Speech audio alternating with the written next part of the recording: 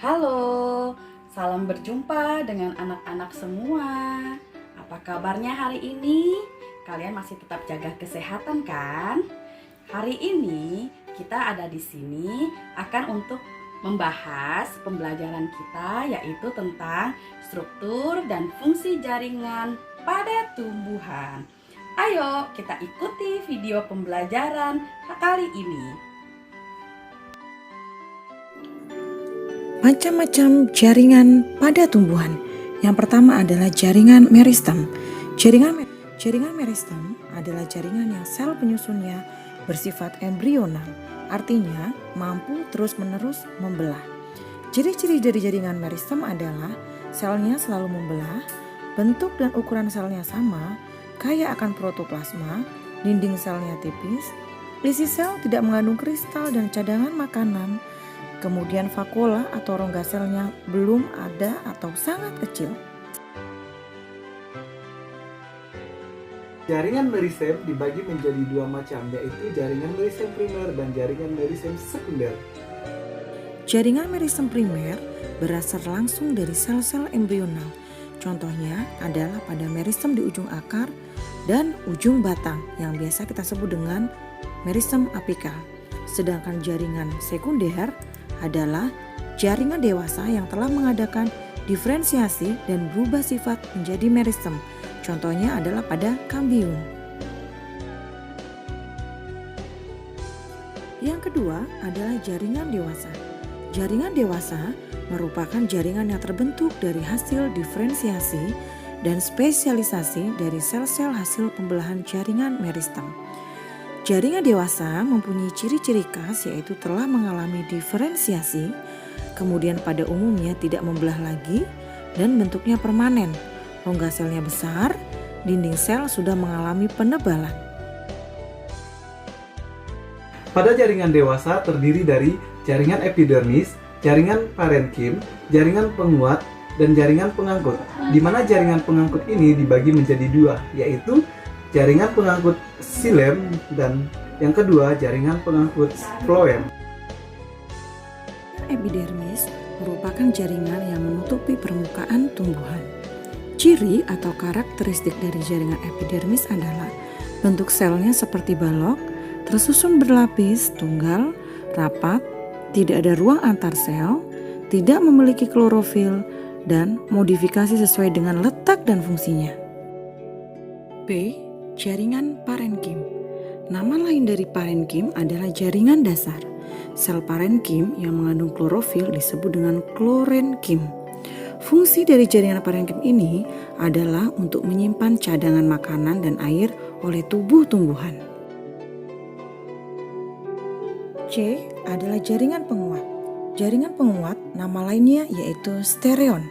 Fungsi dari jaringan penguat adalah untuk menguatkan bagian tubuh tumbuhan, di mana jaringan penguat terdiri dari kolenkim dan sklerenkim. Jaringan pengangkut adalah jaringan permanen yang dimiliki tumbuhan hijau berpembuluh atau tracheophyta. Jaringan ini sering disebut juga sebagai pembuluh, yang fungsi utamanya adalah sebagai saluran utama transportasi zat-zat hara yang diperlukan dalam proses vital tumbuhan. Ada dua macam jaringan pengangkut, yaitu jaringan xilem dan jaringan phloem. Jaringan xilem berfungsi untuk menyalurkan air dan mineral dari tanah ke daun. Phloem berfungsi untuk menyalurkan zat makanan dari hasil fotosintesis dari daun ke seluruh bagian tubuh tumbuhan.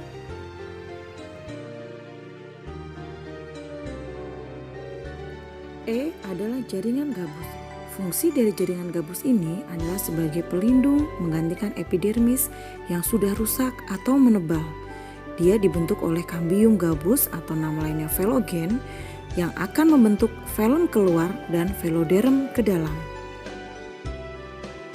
Organ-organ pada tumbuhan. Yang pertama adalah akar.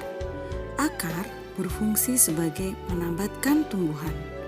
Kemudian akar juga berfungsi sebagai menyimpan cadangan makanan dan menyerap air dan mineral dari dalam tanah. Batang.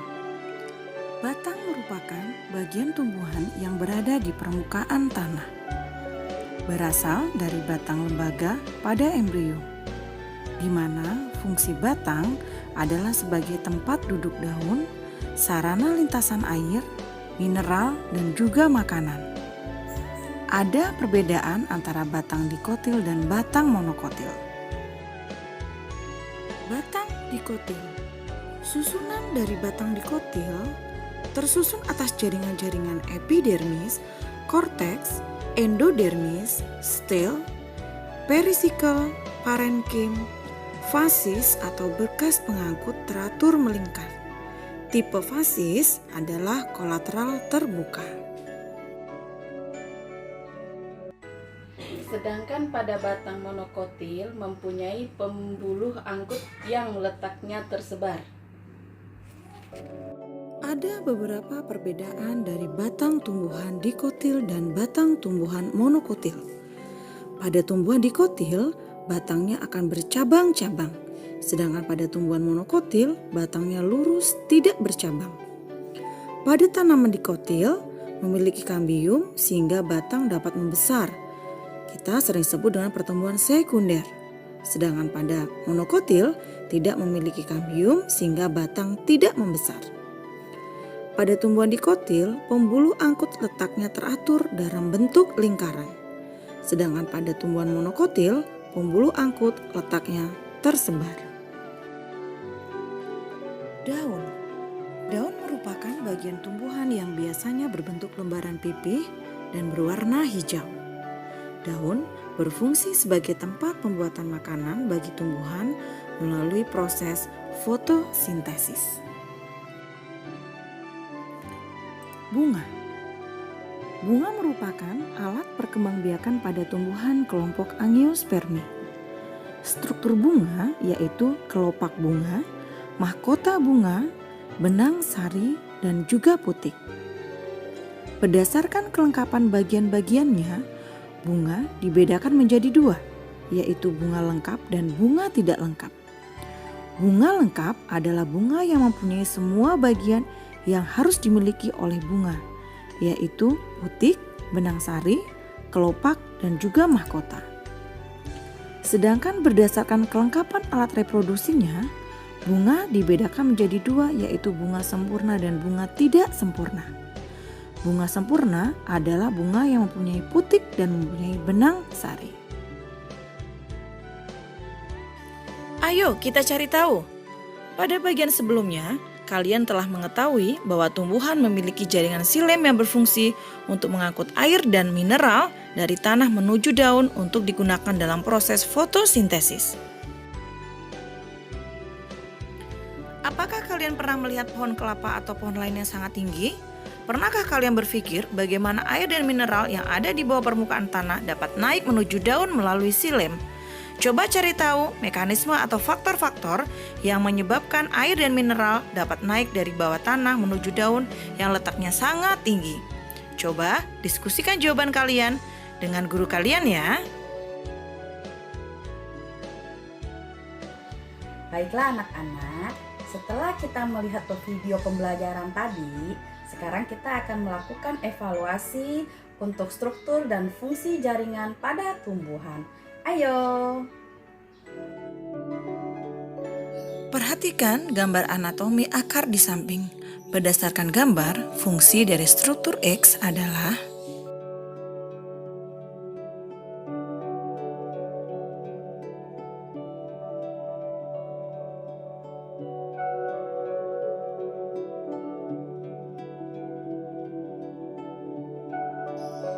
bagian yang berfungsi sebagai jaringan pengangkut ditunjukkan pada bagian bernomor.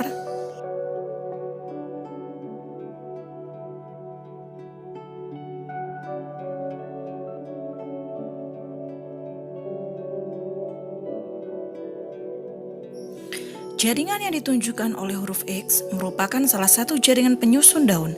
Jaringan X disebut dengan jaringan dan berfungsi untuk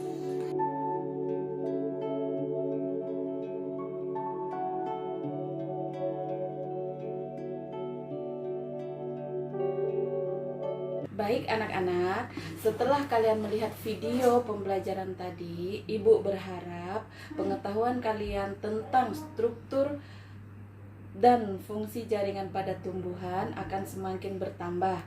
Baik, tetap di rumah, jaga kesehatan, jangan lupa selalu cuci tangan, dan tetap semangat. Assalamualaikum warahmatullahi wabarakatuh.